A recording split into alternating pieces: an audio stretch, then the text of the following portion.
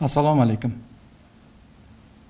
Bugun brifing mavzusi O'zbekiston Respublikasi Vazirlar Mahkamasi huzuridagi Sanoat, radiatsiya va yadro xavfsizligi qo'mitasining korrupsiyaga qarshi kurashish borasida amalga oshirayotgan ishlari to'g'risida bo'ladi.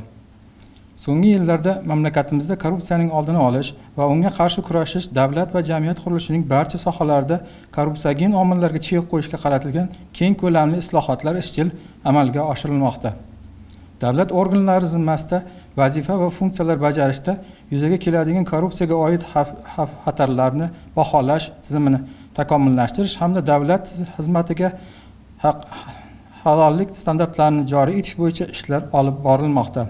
Shuningdek, korrupsiyani oldini olish va unga qarshi kurashish sohasida olib borilayotgan ishlarning natijadorligini oshirish, muhim ijtimoiy maqsadlarga oid ochiq ma'lumotlar ko'lamini yanada kengaytirish, ulardan to'siqlarsiz foydalanish ta'minlash, shuningdek, O'zbekiston 2030 strategiyasida belgilangan vazifalarni amalga oshirish qo'mita oldida turgan muhim vazifalar hisoblanadi.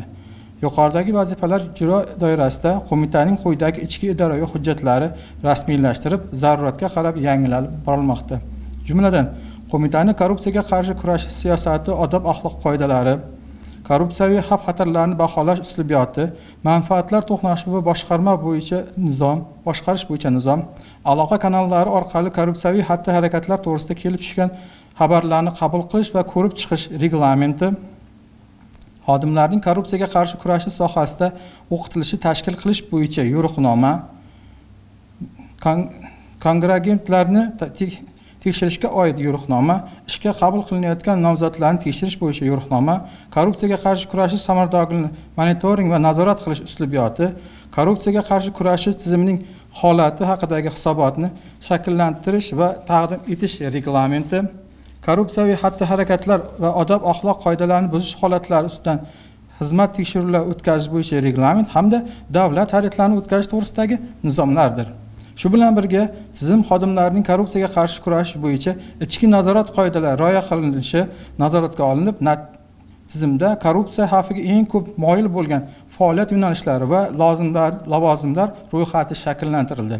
Shuningdek, qo'mita markaziy apparat va hududiy bo'limlariga O'zbekiston Respublikasi Prezidenti huzuridagi Davlat xizmatini rivojlantirish agentligi talablari asosida tizimdagi vakant lavozimlarga ishga qabul qilish uchun ochiq tanlov asosida saralab olish amaliyoti joriy etilgan.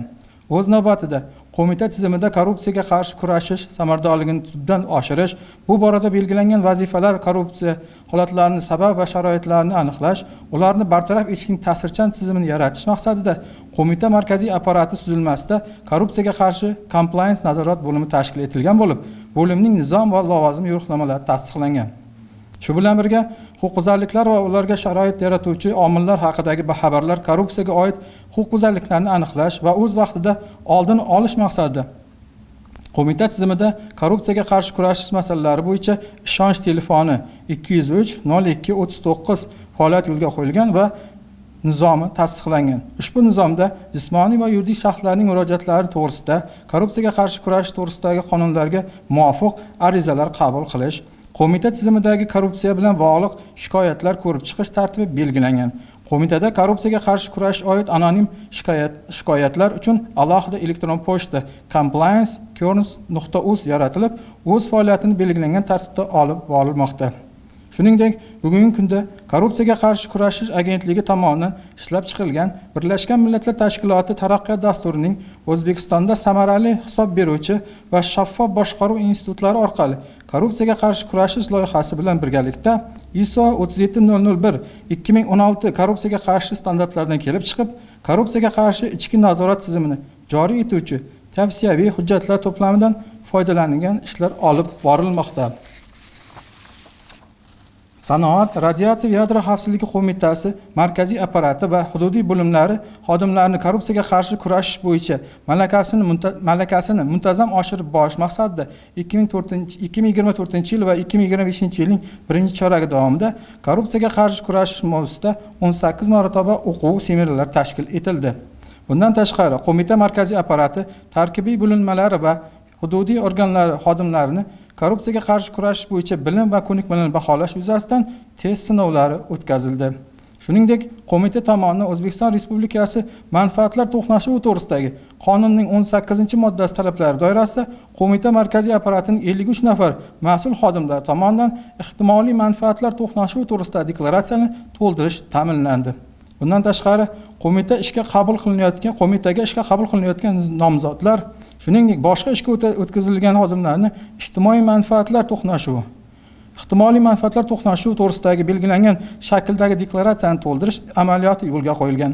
2025-yil 1-chorak holatiga qo'mita markaziy apparat xodimlari tomonidan to'ldirilgan ehtimoliy manfaatlar to'qnashuvi to'g'risidagi deklaratsiya tahliliga ko'ra, bir nafar mas'ul xodim bilan mehnat shartnomasi bekor qilingan, bir nafar boshqa pastroq lavozimga o'tkazilgan va 2 nafari intizomiy javobgarlikka tortilgan. E'tiboringiz uchun rahmat. Xayr, salomat bo'ling.